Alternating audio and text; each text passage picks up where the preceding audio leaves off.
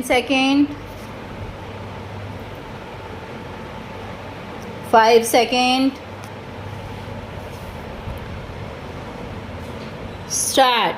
From the lives of great men we learn many things, much that is of value to us in our own lives.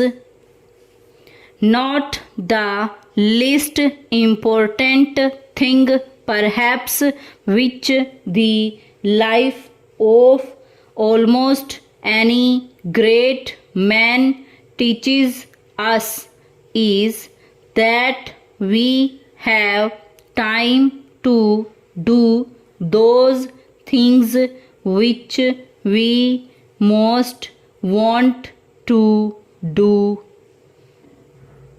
As young people, we talk lightly of what we would do if only we had the time. As old people, we look back upon lost opportunities and wish that we had had the times of follow this course of action, that line of training.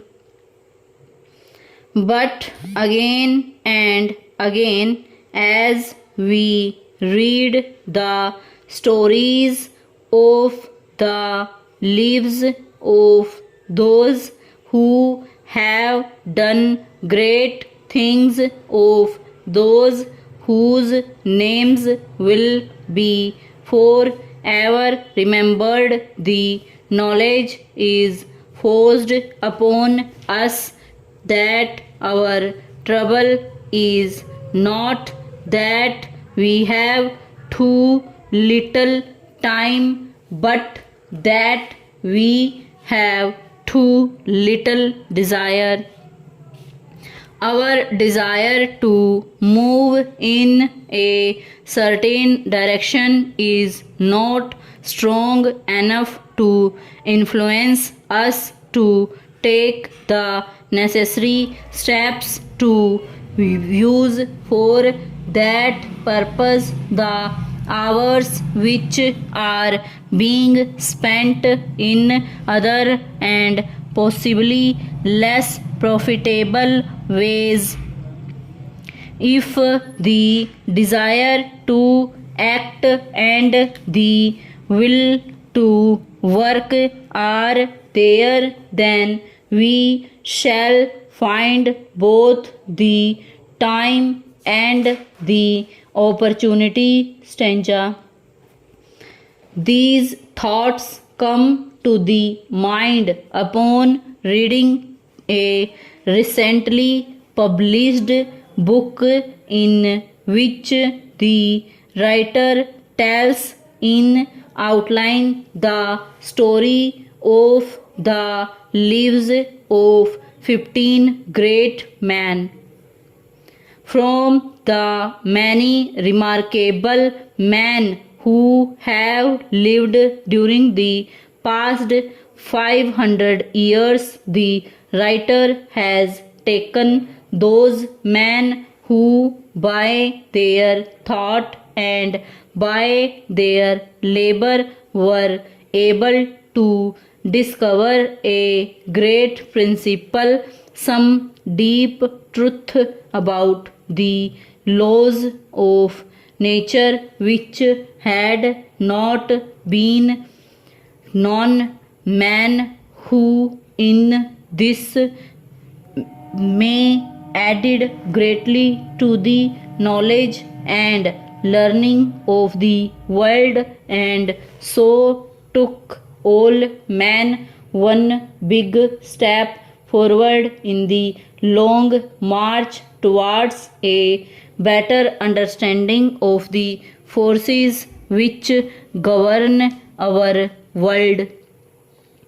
It is not possible to read this book or indeed any book of this nature without feeling an increased respect for the power of man's mind, an increased respect for his learning, for his continued attempts to find the truth even when faced with great difficulties. Stanza. The life of each of these men, it need hardly be said, differs in detail. Some of them showed themselves even as children to have reasoning powers beyond what we regard as usual. Others were just simple children showing no special powers of any kind during their early years. Some were one idea men working only in their special field. Others developed remarkable minds and became better than most men in most fields of learning.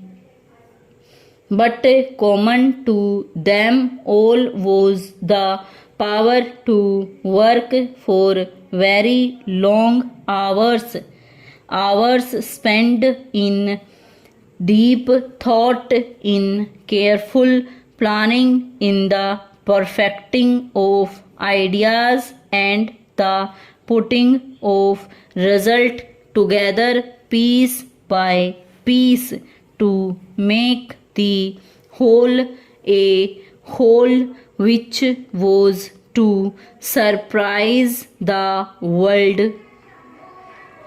Most them lived to an old age, few dying before reaching 70 years of age, and several living to be over 80. Naturally, the thought must come, was there any connection between these two facts?